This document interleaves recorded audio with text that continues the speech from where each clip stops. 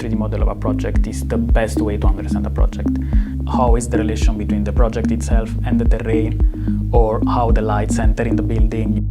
It's not just a way to save time using a 3D printer, but it can also become actually a tool to improve your design, because you totally follow the process of the production of the model while you don't spend really time, because it's the machine that is working, not you.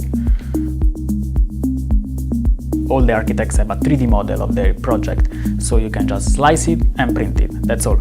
If you want to use other technologies, so there is much more work from your 3D model to the realization. While for the 3D print, as I said, you just take the model, slice it, put in a machine, and it's done.